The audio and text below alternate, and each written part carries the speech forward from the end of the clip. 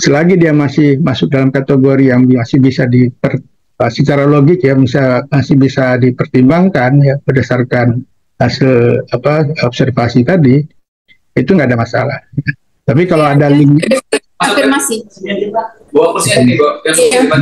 Gimana sama Pak Ruli? Oke. Ya, kita selesaikan dulu ya, nanti kita lakukan diskusi setelah ini. Nah, kemudian seluruh nominal pendanaan program pengabdian ini harus tertuang dalam kontrak ya, yang diperuntukkan bagi pelaksana. Nanti ini diwajibkan membuat RAB dan laporan pertanggungjawaban penggunaan anggarannya, serta bukti-bukti yang bisa diverifikasi. Ya. Nah, ini harus ya begitulah ya pertanggungjawaban kita ya. Juga bentuk pertanggungjawaban. Makanya yang bentuknya investasi, alat tadi harus jelas ya, linknya harus jelas ya, URL-nya harus jelas ya, sehingga betul apa yang akan kita beli itu berdasarkan ketentuan harga yang sudah ada link harganya. Tapi kalau transportasi kan nggak ada. Nah, kalau untuk transportasi nggak usah pakai URL, nggak usah pakai link, cukup ya dibuat tabel saja, gitu. Bahwasanya transportasinya sekian-sekian dan untuk daerah ini mungkin setiap daerah itu kan beda-beda. Nah, Bapak dan Ibu, ini terkait dengan penyempurnaan tata kelola penggunaan anggaran ya, dari tahun 2003 ke 2024 ada perbedaan. Kalau dulu honorarium itu maksimal 15%, di 2023, di 2024 itu padang jasa itu maksimal hanya 10%. Tapi untuk biaya teknologi inovasi yang tadinya 40% minimal itu berubah menjadi 50%. Ya. Nah, kita mengacu ke 2024 ini. Ya. Kemudian untuk komponen biaya pelatihan yang tadinya 25% jadi 20%, kemudian dua komponen lainnya sama ya, perjalanan bisa sampai 15% dan komponen biaya lainnya itu 5%, sehingga totalnya 100%. Ini berlaku juga untuk skema-skema lainnya ya, PKM, PMM ya, dan program multi tahun. Nah, ini ketentuan biaya upah, silakan nanti dipelajari ya. Intinya ya, upah itu tidak diberikan dalam bentuk uang lemur atau uang pekan ya. Kemudian honorarium penunjang pelaksana pengabdian pada masanya tidak diberikan ya untuk pengolah data dan surveyor ya, dan biaya pengujian. Nah, ini sudah ada ketentuan ya, silakan di foto saja. Saya rasa ketentuan ini ada di panduan ya. Kemudian besar honorarium ya, itu sudah diatur ya, berapa besarnya per orang per jamnya ya, dan maksimum berapa jam sehari. Ini hanya 3 jam sehari ya. Kemudian pembantu lapangan juga ada ketentuannya dan seterusnya ya. Nah, ini yang di highlight merah ini tolong diperhatikan, nanti ada beberapa hal yang nanti itu tidak karena apa? Karena jangan sampai ada yang duplikasi nanti ya. Kemudian pastikan semua komponen upah jasa itu mencantumkan nama serta jumlah dan posisinya seperti apa. Karena ini adalah ketentuan yang harus dipatuhi ya secara pertanggungjawaban keuangan ya. Karena ini yang memeriksa ini adalah nanti Kementerian Keuangan walaupun sifatnya sampling ya. Nah, kemudian ini untuk biaya teknologi dan inovasi ya, komponen ini mencakup teknologi dan inovasi yang nantinya itu akan diserahkan kepada mitra ya, apakah dalam bentuk alat ya, dalam bentuk apa gitu kan, teknologi ya dan sebagainya. Nah, silakan nanti, yang penting ada buktinya bahwasanya secara persentase itu melebihi dari minimal 50% ya, minimal 50% ya, sesuai dengan itu. Kemudian biaya pelatihan juga seperti itu ya, sama maksimal 20%. Kemudian biaya perjalanan 15%, silakan, nanti ada ketentuan-ketentuan yang berlaku. Nanti kita diskusi. Nah, ada pertanyaan seperti ini, kenapa proposal gagal? Nah, sebetulnya ini banyak hal. Kalau kita lihat runutan proposal gagal itu ada di beberapa hal sebetulnya. Ya, dari mulai seleksi administrasi ya, jadi indikator penilaian administrasi ini bisa menyebabkan kegagalan proposal. Jadi di seleksi administrasi itu kan ada beberapa item ya, hal yang terkait dengan penulisan sesuai template ya, penggunaan bahasa dan seterusnya. Jadi penulisan usulan proposal ini dilihat dari mulai judul sampai dengan daftar pustaka. Ada nggak yang menyalahi ketentuan ya di luar template ya? Kalau ada biasanya ini langsung di di garis merahi gitu kan, bahwasanya proposal yang diajukan ini tidak sesuai dengan ketentuan yang berlaku gitu kan, panduan, sehingga tidak dinyatakan tidak lolos secara administrasi. Selesai kalau seperti itu ya. Misalnya tadi salah satu contoh yang ringan saja, penggunaan daftar pustaka tadi ya, yang harusnya menggunakan sistem penomoran, ternyata itu tidak padahal yang lainnya sudah benar. Nah itu langsung membuat yang proposal ini secara administrasi tidak bisa diteruskan untuk penilaian substansinya ya. Jadi gagal di administrasi. Nah ini yang tidak kita inginkan. Nah mudah-mudahan kalau ada yang seperti itu Bapak dan Ibu masih diberi ruang untuk bisa memperbaikinya. Termasuk juga hal-hal yang nanti yang terkait dengan permasalahan prioritas ya, kemudian metode yang tidak sesuai, bukan metode pengabdian ya. Nah kalau itu yang terjadi juga itu bisa membuat proposal Bu dan Bapak gagal. Gambaran teknologi tidak ada misalnya kan, lampirannya penjelasannya tidak ada, itu juga bisa membuat kegagalan. Ya di item satu ini sudah gagal, berarti tidak bisa diproses lebih lanjut ya. Kemudian komponen lainnya adalah penulisan proposal usulan menggunakan bahasa Indonesia. Ini ya mohon maaf, kadang-kadang ada teman-teman dari jurusan bahasa Inggris, dia membuat dalam bahasa Inggris. Ya. Bukannya tidak boleh, tetapi ya kita harus mengacu kepada panduan pedoman kita. Ya, di template-nya itu kan bahasa Indonesia, bukan bahasa Inggris. Ya. Maka kita patuhi saja ya, kita ikuti ya penggunaan proposal itu, penulisan proposal itu menggunakan bahasa Indonesia. Ya, jadi bahasa Indonesia yang baik tentunya. Nah, penulisan jumlah kata saya katakan tadi, tolong ya mengacu, karena ada ya beberapa ya di antara reviewer kita ini teliti sekali ya, lebih 10 kata saja langsung di karena dianggap tidak mengikuti ketentuan yang ada ya. Tapi ada juga yang reviewer yang baik hati ya dia mau karena proposalnya substansinya dianggap sudah bagus gitu kan, sehingga kelebihan 10-20 kata itu kadang-kadang dimakluminya saja. Ada juga seperti itu. Nah jangan sampai, jadi kalau mau mengambil amannya ya gunakanlah jumlah kata di bawah ketentuan yang berlaku ya.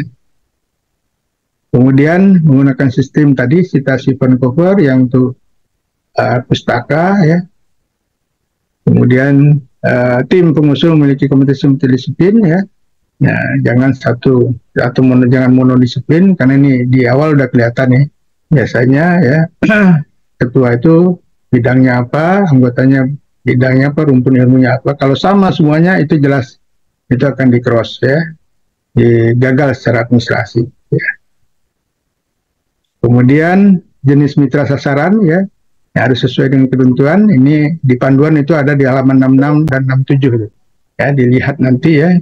Jadi tadi ya yang masuk kelompok masyarakat produktif atau tidak produktif ya, apa ketentuannya, jumlah anggotanya, kalau produktif 5, kalau non produktif itu bisa sampai 6 kalau nggak salah ya. Nah itu harus diacu itu ya, jangan sampai salah mitra ya. Kemudian terdapat minimal satu bidang masalah ya ini. Jadi jangan jadi karena memang ini PMP, jadi satu bidang cukup sebetulnya ya. Jadi ada susunan bidang masalah yang ditangani itu macam-macam, bisa dari mulai aspek produksi, pemasaran, manajemen, sosial ya, dan seterusnya. Ini merujuk kalau Bapak dan Ibu punya panduannya, itu lihat di halaman 187, 188 ya, itu ada di situ. Kemudian peta ya, peta ini saya katakan tadi ya, ini tangkapan bisa dari tangkapan layar Google Maps ya. ini harus sesuai dengan panduan ya, baik ya, dan bisa mencerminkan gambaran secara jarak ya, kilometer maupun secara waktu. Kemudian komponen pilihan jarak mitra sasaran ya, jangan lebih dari 100 kilo. Jadi kalau saya sih menyarankan di lingkar kampus sebetulnya ya. Tapi kalau sudah terlanjur dilihat lagi ya, jangan sampai ini melebihi ketentuan yang berlaku. Ya, nah ini juga ya harus uh, mencerminkan keterkaitannya dengan minimal 2 IPU ya. Jadi saya sudah katakan ya, paling tidak di IPU 2 dan IPU 3 atau IPU 2 dan IPU 5 ya. Silakan jelaskan nanti ya. Nah, ini kalau saya sebagai reviewer Bapak, takutnya begini, saya udah capek-capek baca dari depan ya, dari pendahuluan mencermati metode segala macam, tahu-taunya pas sampai belakang, tahu-taunya lampirannya ada yang tidak ada. Nah, ketika satu saja tidak ada lampiran diminta, maka itu gagal secara administrasi. Ya, jadi kalau saya menilai, saya dari belakang, saya lihat dulu kelengkapan lampirannya dari surat pernyataan apa tidak ditandatangani dengan tanda tangan di atas materi atau tidak gitu kan. Kalau oke, centang nanti lihat lagi lampiran lainnya ya, petanya, gambaran ipteknya ya, dan sebagainya. Kalau itu sudah lengkap baru saya ke depan melihat dari mulai analisis situasi dan seterusnya. Jadi nggak sia-sia yang kita cermati substansinya. Nanti udah lama-lama kita mencermati substansinya, tahunya pas sampai belakang ada komponen lampirannya yang kurang. Berarti itu gagal secara administrasi. Nggak perlu kita lakukan evaluasi substansinya. Nah, termasuk sudah pernyataan originalitas ya. Originalitas ini dari ketua tim pengusul ya. Nah, ini ada contohnya kan, merujuk pada panduan di halaman 264. Silakan nanti. Itu. Nah, kemudian indikator penilaian substansi ya, saya rasa inilah. Nah, sebetulnya ini sudah dibocorkan Bapak dan Ibu ya. Kalau yang substansi itu ada kita rekam jejak, yang kedua rekam jejak ini hanya 10%. Ya, 10% nilainya totalnya ya. Jadi rekam jejak ini terkait dengan ketua pengusulnya ya. Terkait dengan rekam jejak ketua pengusulnya. Kalau ketua pengusulnya punya artikel ya di jurnal interna terakreditasi Sinta sebagai penulis utama itu sebanyak 1 artikel, maka nilainya 2. Kalau 2 artikel nilainya 3 dan seterusnya. Jadi seperti itu. Apabila lebih banyak maka nilainya lebih tinggi. Jadi seperti itu ya. Termasuk juga status perolehan KI dan sebagainya. Tapi ini total direkam jejak ini hanya 10% ya. Nah, yang besar nanti itu adalah di komponen penilaian substansinya ya. Nah, untuk penilaian substansi ini juga bocoran, inilah yang dinilai oleh reviewer tuh. Jadi opsi komponen ini yang dinilai ya. Jadi komponennya itu misalnya penjelasan kondisi existing ya, di analisis situasi itu seperti profil potensi masyarakat. Jelas apa enggak? Lengkap apa enggak? Jadi jelas itu adalah betul-betul dia itu meeting profil situasi lokasi existingnya atau mitranya atau tidak, atau hal-hal yang sifatnya general. Kalau general berarti tidak jelas. Ya, makanya tadi saya katakan langsung fokus ke lokasi saja.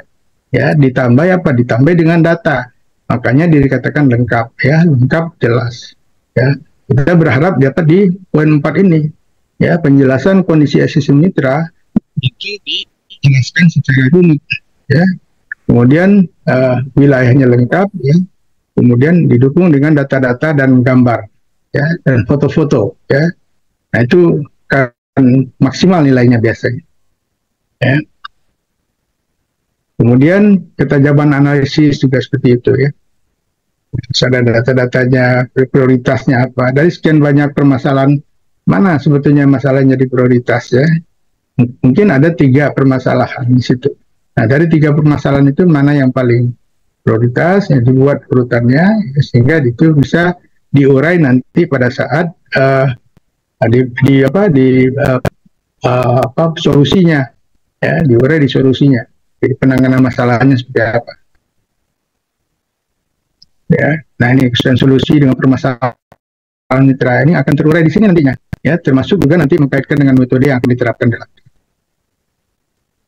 Kemudian yang lainnya saya rasa ya sama ya, intinya nanti kita coba diskusikan pada saat kita lakukan review ya terhadap proposal-proposal yang sudah dinilai oleh reviewer ya, termasuk hal kewajaran terhadap target. Jadi targetnya ini kalau bisa ya tadi terukur ya, jangan hanya mengatakan meningkat ya, membaik gitu kan, jadi tidak jelas. Jadi ukurannya apa? Jadi harus ada titik awalnya seperti apa, kemudian ketika kita lakukan kegiatan pengabdian, kemudian target ada peningkatan tidak, berapa persen peningkatan. Nah itu lebih terukur dan lebih jelas. Ya. Ini yang kita inginkan ya dari kegiatan yang dilaksanakan. Jadi kalau tidak ada perubahan berarti tidak ada maknanya kegiatan ini. Jadi kita harapkan karena ini adalah ITEK, hasil dari hasil pengembangan riset kita, ya kita harapkan ini bisa bermanfaat bagi mitra sasaran yang memang mitra sasaran itu kita pilih yang ada kaitannya dengan kemampuan ya kita untuk bisa membantu mereka di lapangan ya, atau di tempat mereka. Termasuk juga terkait dengan rencana anggaran nanti akan dinilai lebih lanjut. Nah mungkin itu beberapa hal tadi sudah saya sampaikan ya, tapi intinya hal-hal yang terkait dengan artikel segala macam ini ada linknya yang bisa dituju, jangan sampai tidak ada linknya ya, karena di situ nanti akan kita cek ya apakah media ini abal-abal atau tidak, gitu kan? Termasuk juga referensi universitas. Mungkin itu barangkali. Baik, terima kasih Prof.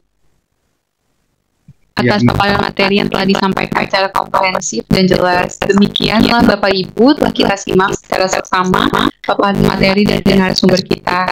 Selanjutnya saya akan membuka sesi diskusi dan tanya jawab bersama narasumber pada hari ini. Bagi Bapak Ibu yang akan bertanya ataupun berdiskusi, dipersilakan untuk menekan tombol raise hand. Dibuka untuk sesi pertama untuk 3 pertanyaan. Silakan yang ingin Bapak dan Ibu yang ingin bertanya untuk raise hand atau menuliskan pada kolom chat di Zoom.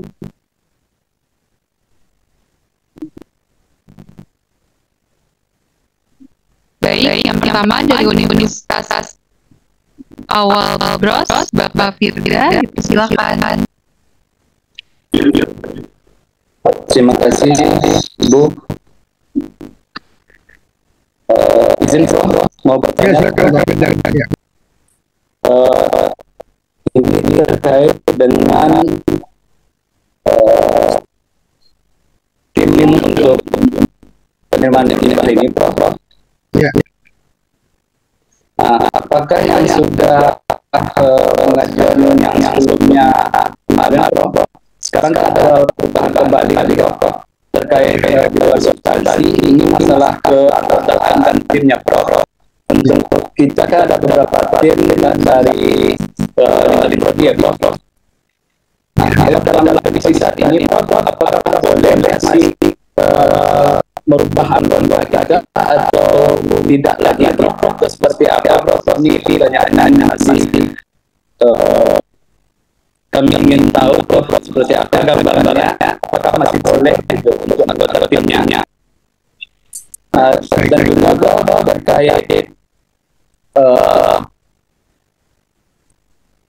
mitra dari Prof. Ya. Terus tadi untuk target kami kan Ibu boleh binaan Prof, PKK dan Ibu kader. Yang intinya kan kita tetap surat itu tidak selesai logo dari kelurahan sebagai program, karena itu ada kadernya, Ibu PKK-nya gitu, Prof. Kalian ada perubahan itu, Prof. Terima kasih banyak, Prof. Baik, Pak Biar, saya tidak lupa yang pertama terkait dengan struktur yang usul untuk ketua wajib tidak siapa mutlak tidak bisa berubah ya, tapi anggota masih memungkinkan kan berubah. Untuk anggota, jadi kalau anggota yang lain kalau ada yang sama, kalau ketua tidak bisa berubah, ketuanya hanya sama, tapi anggota ya, kalau memang ada mau perubahan berdasarkan hasil review hari ini dan hasil review dilakukan itu masih mungkin kan dirubah ya, karena ini kan ulang-ulang yang jelas dengan saya nanti yang terjadi adalah ada keselarasan ya, runtung dealnya itu ya, bisa di sini ya, dan memang ada keselarasan dengan menyayangkan angka ya, itu masalah yang akan diatasi dalam masyarakat kita nanti, jangan sampai nanti ada background konten daerah sama sekali tidak ada peranan nanti ya dalam pengusulan untuk mengatasi masalah yang akan ada sama ya, permasalahan daerah. Jadi harapannya ini saling mendukung ya, saling mendukung sama lain ya, sehingga makanya diberi ruang untuk kita itu ya, kelemahan yang tidak dikuasai oleh konsumen itu bisa dilengkapi oleh anggota. Nah, kalau selama ini itu dianggap masih belum melengkapi yang dimasukkan pada kita bisa merubah anggatannya ya. Silakan nggak apa-apa, khusus anggota, tapi banyak yang selesai. Kemudian dia betul ya, nanti ada dibuat ya, betul ya. Perkara ya, dia punya struktur ya, perusahaannya akan dibuat-buatkan disepakatkan. Ini yang penting harus disepakatkan ya, bermitra dengan keadaan dan harus menandatangani di atas mereka kan ribu. Jadi seperti itu. Daus ya, silakan setelah pemaparan ada juga kami baca balik kalau terkait mahasiswanya Prof. Nah, kali lintas kebiasaan karena ini semuanya dan dibatasi kalau Prof. Beberapa jadi untuk mahasiswa ini kebetulan kami hanya memasukkan mahasiswa yang sudah akhir Prof. Tadi berkaitan dengan rekomendasi atau SKS Prof. Kita ke mahasiswa ini Prof. Kita juga sudah kita masukkan sebelumnya. Barangkali apakah masih ini yang sesuai dengan dengan bagai mahasiswa yang kita sebutkan. Karena memang sebelumnya kita memang memasukkan mahasiswa yang sudah menyusun tugas akhir dengan skripsi Prof. Ini kan sudah mau selesai, tapi dari pemaparan Prof terkadang kami ada kelemahan di situ. Kami dahulu. Terima kasih Prof. Ya, mahasiswa yang kita harapkan terlibat di sini kalau bisa jangan mahasiswa yang sedang melakukan tugas akhir ya, takutnya ada perlambatan atau apa, ini resikonya terlalu riskan nanti ya terhadap komposisi. Jadi bagusnya adalah mahasiswa yang masih berada di semester 4, 5 gitu ya. Nah itu silakan ya dilibatkan sehingga dia masih punya ruang dan bisa mengkaitkan, atau paling ada mahasiswa yang belum melakukan kegiatan tugas akhir lah ya, yang masih bisa dikaitkan dengan mata-mata kuliah tertentu, apakah kewirausahaan, apakah keluluhan, apakah apa gitu kan dikaitkan dengan mata kuliah tertentu yang repetisinya per mahasiswa itu sampai 6 SKS, 5 SKS ya. Itu ya Pak Firdaus ya. Baik, terima kasih banyak Prof. Ya, baik. Silakan diperbaiki Pak Firdaus. Akan lagi kami tunggu proposalnya, hasil perbaikan. Silakan yang lain. Ya Prof, terima kasih. Baik, selanjutnya dari Universitas Satya Tera, Bineka, Pak Martin dipersilakan. Baik, terima kasih kesempatannya. Saya Martin Sianipar dari Universitas Satya Tera Bineka. Prof, sebelumnya suara saya bisa didengar dengan jelas? Bisa, silakan, jelas. Baik, Prof, izin bertanya, ada beberapa hal yang ingin saya tanyakan pada forum ini.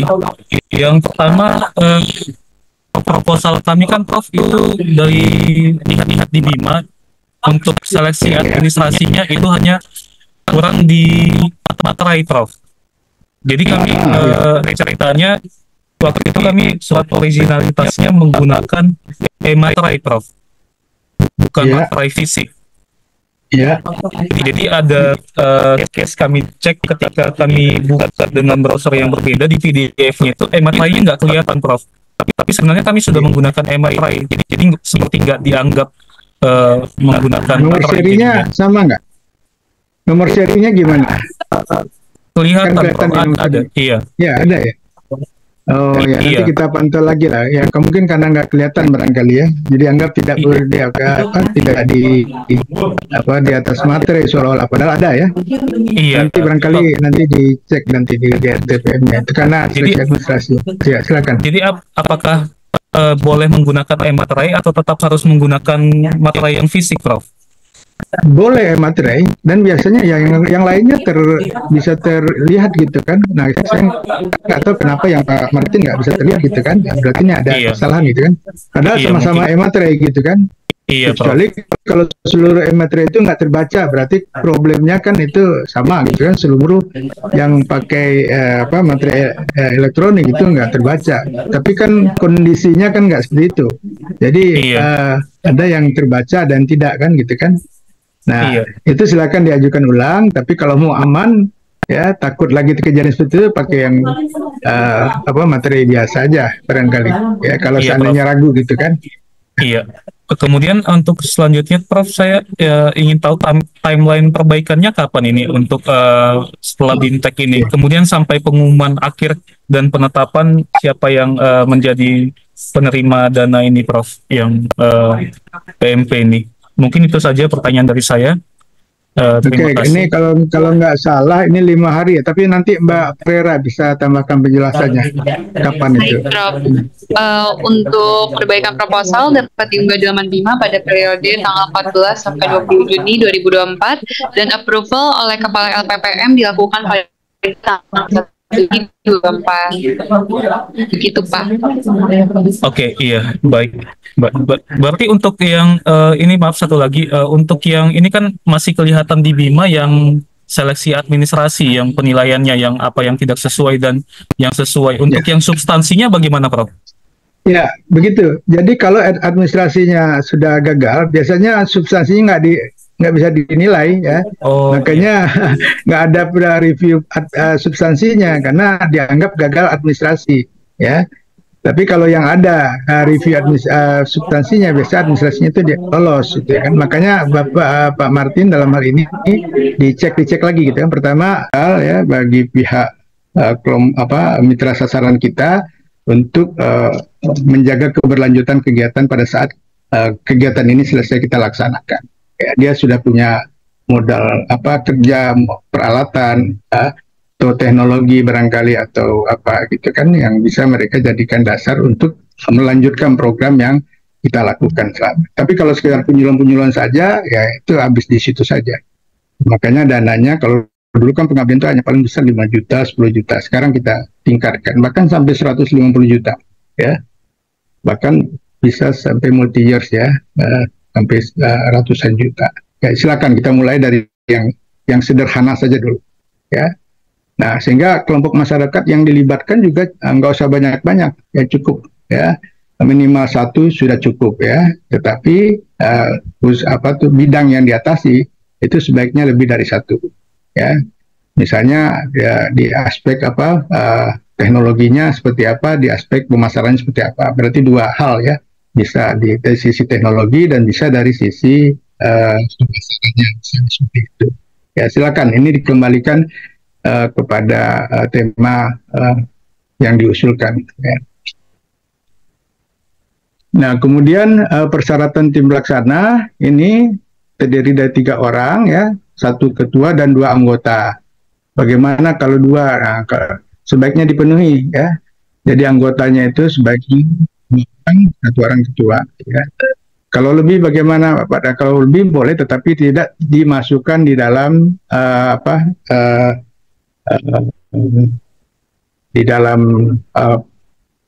pengusul utama gitu kan. Jadi pengusul utama itu hanya 3 orang ini plus mahasiswa nantinya ya. Nah, ini ketentuan lain ya yang terkait dengan ketua itu harus berpendidikan minimal S2 ya, dengan jabatan fungsional akademik itu asisten ahli, dan SSO-nya itu minimal 20. Ini ringan sekali sebetulnya ya, untuk pengabdian ya. Baik untuk bidang saintek, soshum maupun seni ya. Kalau untuk PKM dia 50 SSO-nya. Kalau untuk PMP dia cukup 20. Ya, saya rasa ini rata-rata terpenuhi. Kemudian mitra sasaran, nah ini yang saya katakan. Jadi mitra sasaran itu adalah kelompok masyarakat, ya. Kelompok masyarakat itu bisa kelompok masyarakat produktif secara ekonomi, itu siapa saja, ya. Di sini katakan kelompok masyarakat yang masuk ke dalam kategori produktif secara ekonomi itu adalah yang misalnya adalah IRT, industri rumah tangga, atau kelompok pengrajin, ya, kelompok nelayan, ya, kelompok petani. Jadi jangan jadikan mitra itu adalah desanya atau yayasannya, ya, atau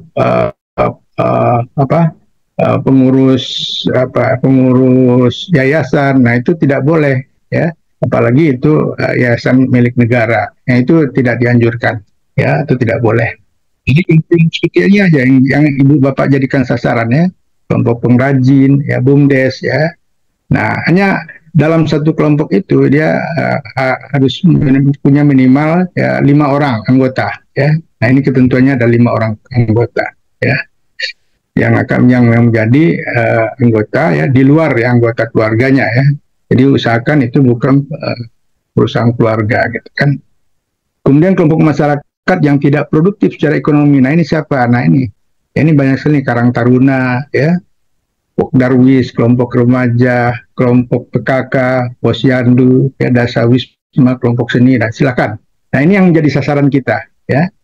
Ya, yang jelas kelompok ini kan jelas ada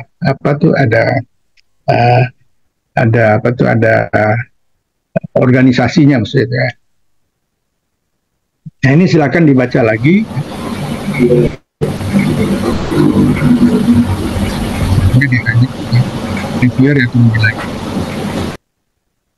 Nah Ibu dan Bapak, ini adalah saya rasa tabel yang, ya, rata-rata sudah Bapak penuhi, ya, tinggal nanti kelengkapannya, ya, jenis mitra, dan ini biasanya nanti ada dalam bentuk surat pernyataan kerjasama dengan mitra, ya, yang harus ditandatangani di atas materai, ya, nanti.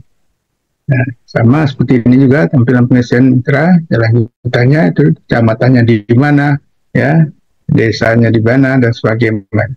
Ya, silakan nanti diisi sesuai dengan yang dibutuhkan, ya. Nah, termasuk juga peta, ya, peta lokasi ini, ya, harus jelas, ya. Ya, kalau di Google Map itu kan nanti akan terlihat, ya, jaraknya, baik itu jarak dalam bentuk jarak kilometernya maupun jarak tempuhnya berapa lama. Jadi jangan lebih dari 100 km, ya. Silakan nanti ditayangkan, ya. Dan saya rasa ini rata-rata sudah memenuhi ketentuan yang ada. Nah, ada template yang terkait dengan substansial nanti, ya, yang harus Bapak dan Ibu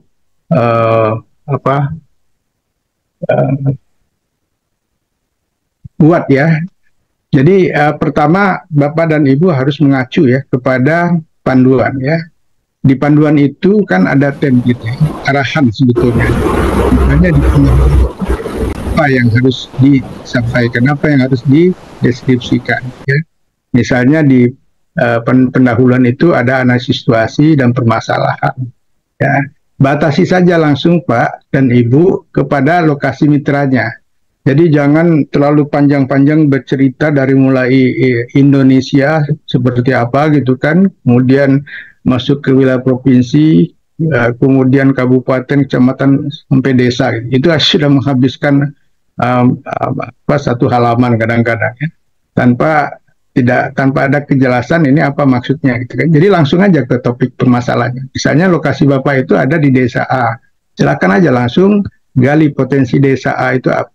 Kemudian mitranya seperti apa, mitra sasarannya di desa itu ada. Nah, di situ disampaikan juga, ya, data-data, ya, yang terkait dengan potensi mitranya, ya. Jangan dalam bentuk data kualitatif. Jadi kalau bisa ada data-data kuantitatif, kondisi existing yang menggambarkan kondisi mitra saat ini seperti apa. Nah, kalau perlu ditambah dengan foto-foto dan dikasih keterangan. Nah, inilah yang akan memperkuat dan meyakinkan bahwasanya betul-betul analisis situasi itu merupakan penggambaran permasalahan kondisi existing mitra. Nah, di sini kadang-kadang sering ada kelemahan yang hanya apa yang memperkirakan ya kondisi mitra itu di atas meja saja gitu kan, seperti ini, sehingga dia tidak bisa memberikan data-data yang konkret ya. Jadi biasanya kalau seperti itu datanya kualitatif. Ya katakan tinggi, rendah, sedang, buruk, hanya seperti itu aja. Nah kalau sudah seperti itu biasanya situasinya itu dianggap lemah ya. Jadi kalau Bapak dan Ibu bisa menyertai dengan data-data yang konkret ya, data kuantitas, angkanya, berapa luasannya, berapa besarnya, bagaimana unit usahanya selama ini, apa yang sudah dilakukan secara kuantitatif, termasuk ada foto-foto, nah itu meyakinkan reviewer bahwasanya itu dasarnya betul-betul dari hasil observasi di lapangan gitu kan. Nah ini yang kita inginkan ya. Kemudian juga tujuan pelaksanaan kegiatan ini dijelaskan, kaitkan nanti dengan MBKM, IPU, dan fokus pengabdian pada masyarakat. Nah seringkali ini terlewatkan, ini tidak dikaitkan dengan MBKM-nya, IPU-nya ya, dan fokusnya seperti apa. Jadi silakan nanti. Nah, kemudian permasalahan mitra ini ya, kalau saya sebaiknya itu dibuat dalam bentuk penjelasannya itu dalam bentuk tabel ya, yang mengkaitkan nanti antara seperti apa masalahnya, targetnya ya, bagaimana indikator dan capaiannya. Nah, biasanya itu lebih terukur ya, lebih terukur dan kelihatan relevansinya antara masalah ya. Kemudian solusi yang akan diatasi, solusi, kemudian targetnya seperti apa. Nah, jadi jangan sifatnya terpisah ya. Kalau terpisah itu bisa saja, tetapi reviewer akan tidak cepat melihat ya seperti apa keterkaitan antara tiga hal itu. Biasanya reviewer akan melihat antara permasalahan dan solusi itu satu kesatuan ya, masalahnya apa, solusinya apa, targetnya apa, indikator capaiannya apa. Nah itu sebagusnya seperti itu ditayangkan ya. Terus saya lanjut. Nah ini template terkait dengan metode. Nah Ibu dan Bapak, bedanya kegiatan pengabdian dan penelitian di sini Pak, jadi di metodenya ini. Jadi kalau di kegiatan pengabdian itu 5 hal ini harus terdeskripsikan secara jelas ya. Jadi mulai dari misalnya sosialisasi ya, apa yang dilakukan di situ. Kemudian kalau ada kegiatan pelatihan atau penyuluhan, apa yang dilakukan di situ. Walaupun keterangannya singkat-singkat, tetapi ini menjelaskan tahapan kegiatan pengabdian yang dilakukan seperti itu. Kemudian baru penerapan teknologinya, apa yang dilakukan ya, dalam kaitan teknologi apa yang akan diperbaiki atau yang akan dikembangkan di situ, atau yang akan diperbaharui barangkali. Nah, kemudian pendampingan dan evaluasinya seperti apa, dan keberlanjutan program seperti apa. Nah, 5 hal ini harus terjelaskan. Ya, inilah marwah dari kegiatan pengabdian, proposal pengabdian Bapak dan Ibu. Jadi kalau melihat ada jabaran kelima item ini sudah bisa meyakinkan reviewer bahwasanya ini adalah betul-betul kegiatan pengabdian, bukan kegiatan riset. Kadang-kadang ada yang mohon maaf kegiatan riset yang dijadikan proposal pengabdian ya. Jadi tidak tergambar ininya ya, karena mereka mengambil daripada kegiatan risetnya, sehingga masih ada kata-kata penelitian di situ, masih ada kata-kata survei di situ ya, masih ada kata-kata pengumpulan data, padahal itu tidak diperlukan di dalam kegiatan pengabdian. Kalau Bapak dan Ibu mengacu kepada metode yang ada di template ini tidak ada ya. Jadi semuanya adalah dalam bentuk hal-hal yang sifatnya penerapan langsung di lapangan, sosialisasi misalnya seperti apa, pelatihan misalnya kapan dilaksanakan, berapa kali, apa materinya, ya, penerapan teknologi. Jadi kita sudah bicara dari tengah ke hilir. Jadi tidak lagi bicara di hulu ya.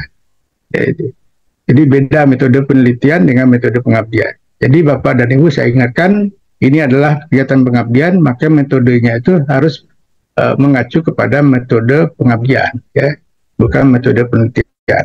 Ya, jadi tahapan ini harus dijelaskan secara konkret ya dan lengkap. Tapi ingat, semuanya ini kan dibatasi dengan jumlah kata ya. Nah, Bapak dan Ibu pintar-pintar gitu kan. Di sini untuk metode ini Jangan lebih dari 1.500 kata, jangan pas-pasan betul gitu kan. Kalau diminta 1.500 ya 1.400 lah atau 1.450 lah dibuat, karena kadang-kadang pembaca kata itu berbeda-beda versinya ya. Ada yang terbaca detil, ada yang tidak gitu kan. Nah, jadi kadang-kadang reviewer itu saklek juga gitu kan. Kalau lebih dari 1.500 kata langsung dicoretnya gitu kan, menyalahi ketentuan aturan. Nah, jadi untuk mengantisipasi itu, sebagusnya Bapak bermain aman ya. Bermain aman itu adalah di bawah ketentuan. Saya diminta 1.000, Bapak dan Ibu cukup sampai 950 kata gitu kan. Diminta 1.500, cukup sampai 1.450. Atau diakali Pak, ya saya ajarin sepertinya saya. Misalnya ya dibuat pitch ya. Kalau ada sesuatu hal yang perlu Bapak dan Ibu akan sampaikan karena ini menyangkut penjelasan yang krusial, maka itu Bapak dan Ibu bisa buat JPEG dulu dalam bentuk gambar, sehingga dia tidak terdetek sebagai kata ya. Jadi dibuat dalam bentuk JPEG, misalnya tabel ya, tertentu atau dalam bentuk kata, dalam bentuk gambar, sehingga ketika di-scan oleh pembaca kata itu tidak terdetek sebagai kata nantinya, tapi dia terdetek sebagai gambar. Itu tidak, tapi jangan terlalu banyak juga, khusus pada hal-hal tertentu yang dianggap bisa menunjang metode kita nantinya ya, karena ini perlu. Kalau itu ditambahkan, ini akan melampaui 1.500 kata. Nah, sehingga kita akali seperti itu Pak. Itu boleh ya, tapi jangan terlalu banyak, maksudnya kan gambar-gambar seperti itu. Untuk evaluasi ya juga seperti itu. Jadi 6 hal ini dijelaskan. Jadi evaluasi program dan keberlanjutan apa ditabelkan ya atau dijelaskan. Kemudian yang jelas deskripsinya itu jelas ya. Ya, seperti apa evaluasi. Kemudian peran dan tugas masing-masing anggota tim ya. Ketua apa tugasnya, perannya ya. Kemudian anggota apa, termasuk peran mahasiswa di sini. Dan juga di poin 6 itu uraikan potensi rekognisi SKS. Ini dikaitkan dengan mata kuliah apa, berapa SKS ya, siapa orangnya, dan sebutkan namanya, NIM-nya ya. Jadi penjelasannya harus sampai sejauh itu ya. Karena apa? Ketika Bapak dan Ibu nanti sudah terbiasa membuat ini prinsipnya hampir sama dengan PKM. Jadi tahun depan Ibu dan Bapak mengusulkan program PKM sudah terbiasa ya, membuat metodologi yang sudah berbasis pengabdian berbasis masyarakat. Karena itu yang seperti ini masuk juga untuk metode di program lainnya, di skema lainnya maksud saya itu kan. Jadi seperti itu. Saya lanjut dulu. Nah, ini ruang lingkup pemberdayaan masyarakat terkait dengan gambaran iptek. Nah, ini Bapak dan Ibu, gambaran iptek ini Bapak dan Ibu juga diberi ruang di situ ya. Baik dalam bentuk gambaran teknologinya ya, dalam bentuk diagram alur, dalam bentuk gambar alat ya, tetapi ada ruang penjelasan di situ. Jangan hanya alat saja nggak ada penjelasannya. Apa penjelasan terkait dengan alat itu dikaitkan dengan manfaatnya bagi mitra sasaran kita ya, apa di situ. Nah, itu dijelaskan ya. Kemudian juga tapi terbatas hanya 500 kata ya. Kemudian rencana jadwal pelaksanaan kegiatan juga harus rinci Bu, dan ini hanya 6 bulan. Ini mohon maaf di tabelnya nih tertulis 8 bulan untuk PKM ya, tapi untuk PMP di sini hanya 6 bulan. Yang Bapak Ibu arsir itu sampai bulan ke-6 saja ya. 1 sampai 6 atau misalnya 3 sampai 8 misalnya kan silakan. Jadi lebih baik dikurangi saja kolomnya. Jadi 1 sampai 6. Nah, kegiatannya itu harus ada penjelasannya. Jadi jangan terlalu umum, misalnya observasi apa di situ dilakukan ya, di mana lokasinya ya. Itu dijelaskan ya. Kemudian apalagi, nah itu rinciannya itu harus walaupun 1 atau 2 baris, tapi harus ada penjelasan ya di rencana schedule ini. Nah, kemudian demikian juga di rangkuman, ini rangkuman RAP ya, detailnya itu kan ada di ini ya di form yang Bapak isi ya nanti ya. Nah, jadi ini rangkumannya, ini sudah ada alokasinya, Bapak dan Ibu jangan kurang dari ini.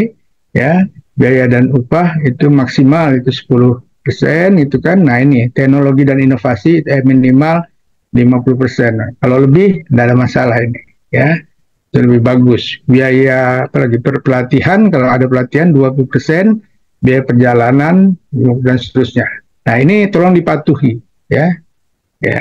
Bagaimana kalau biaya perjalanan itu kurang? Nah itu Bapak siasati, masuknya di biaya lainnya, nah, boleh itu, ya. Masukkan di biaya lainnya nanti. Jadi konteksnya bukan biaya perjalanan, tapi adalah biaya kegiatan mendukung apa ya, tapi digunakan untuk perjalanan nanti. Nah itu boleh, ya. Tapi yang alokasi untuk mitra ya teknologi dan inovasi ini jangan kurang dari 50%. Kemudian daftar pustaka Bapak dan Ibu ini telah ditetapkan itu harus fund cover style, ya. Jadi sistem penomoran, ya. Jadi kalau Bapak dan Ibu tidak melakukan sistem ini, takutnya ini nanti di seleksi administrasi di ketemunya. Jadi kalau seleksi administrasinya sudah salah, ya, dari mulai pendahuluan sampai pustaka ini ada salah satu item saja yang salah, itu di substansinya proposal Bapak dan Ibu itu tidak akan dilihat lagi, gitu kan. Jadi nanti Bapak dan Ibu bisa lihat, ya, nanti kenapa tidak ada justifikasi hasil reviewernya. Nah kalau tidak ada berarti kesalahannya itu ada di administrasi, ya, bukan di substansi. Tapi kalau lolos administrasi pasti ada penjelasan dari reviewer. Jadi mana-mana item yang perlu disempurnakan, ya, atau diperbaiki. Nah, kalau dia salah administrasi itu tidak akan muncul, ya. Nah ini harus fund cover style, ya. Kemudian, nah ini luaran skema Bapak dan Ibu, ya, khusus PMP, ya, di level kebudayaan ini nanti, ya, dijelaskan peningkatan apa yang akan terjadi terhadap mitra sasaran. Apakah peningkatan pengetahuan seperti apa, tolok ukurnya, kalau bisa kuantifikasi dalam bentuk data-data yang bisa dipertanggungjawabkan, atau peningkatan produksi misalnya, ya, dari berapa ke berapa. Nah itu, ya, level kebudayaan yang harusnya terinformasikan di dalam luaran wajib ini. Kemudian luaran jurnal Sinta, ya itu bisa dari Sinta berapapun silahkan, 1 sampai 6, kalau sulit yang berat ya bisa sampai Sinta 6 saja udah cukup, gitu kan. Yang penting dia luarannya harus Sinta, ya. Kemudian rekognisi SKS, ini berapa SKS per mahasiswa, untuk mata kuliah apa dijelaskan, ya. Kemudian berita pada media massa, nah ini sebaiknya nasional memang, ya. Kalaupun lokal juga tidak ada masalah sebetulnya, karena kalau Bapak dan Ibu bisa mendeskripsikan itu akan masuk ke media nasional, maka nilainya akan tinggi, gitu, akan lebih tinggi. Tapi kalau lokal nggak ada masalah, tapi nilai proposal Bapak khusus untuk luaran wajib yang ada kaitan dengan media massa ini mungkin agak lebih rendah. Jadi ada grid-nya. Jadi semakin tinggi publikasinya, maka semakin besar item penilaiannya. Kemudian poster video ini di YouTube, jangan di repository universitas. Tapi apakah boleh juga, tapi ya rendah nilainya. Tapi kalau di YouTube mungkin lebih tinggi. Jadi seperti itu. Kalau PKM, PMM saya rasa nggak usah. Nah luaran tambahan, ya ini kalau ada produk yang KI, ya, silahkan nanti dimasukkan, kan ini sifatnya tambahan. Syukur-syukur kalau ada publikasi jurnal internasional itu akan lebih bagus, ya. Kemudian kita lanjut. Nah, luaran skema PBM, ketentuan luaran, nah ini saya sudah sampaikan tadi, ya, yang sama dengan yang tadi, tapi intinya itulah, ya. Jadi kalau ketentuan artikel tadi, ya, terindeks Sinta itu bisa 1 sampai 6 dan seterusnya. Ini sama, ini penjelasan tadi yang saya sampaikan saja, silakan nanti di screenshot. Nah ini yang saya maksud dengan luaran yang ada kaitan dengan media massa. Kalau 20 Juni 2024 dan approval oleh Kepala LPPM dilakukan paling lambat tanggal 21 Juni 2024. Selanjutnya, proposal yang telah diunggah akan dilakukan seleksi ulang secara administrasi dan substansi oleh DRTPM. Dan terakhir, untuk catatan reviewer dan perbaikan proposal bagi peserta BIMTEK sudah bisa dilakukan di laman Bima melalui menu pengabdian lalu pilih BIMTEK. Demikianlah rangkaian acara bimbingan teknis perbaikan proposal pengabdian kepada masyarakat tahun 2024 pada hari ini telah selesai dilaksanakan. Semoga Bapak Ibu dapat memahami dengan baik materi pada hari ini, sehingga dapat menyempurnakan proposalnya sesuai dengan ketentuan pada panduan penelitian dan pengabdian kepada masyarakat. Kami ucapkan terima kasih kepada narasumber, Prof. Satria. Sama-sama, terima kasih. Ya, Prof. Kemudian juga pada Bapak Ibu yang sudah hadir dan menyimak hingga akhirnya acara. Kami tunggu proposal perbaikan dari Bapak dan Ibu semua. Akhir kata saya ucapkan terima kasih. Wassalamualaikum warahmatullahi wabarakatuh. Waalaikumsalam. Waalaikumsalam warahmatullahi wabarakatuh.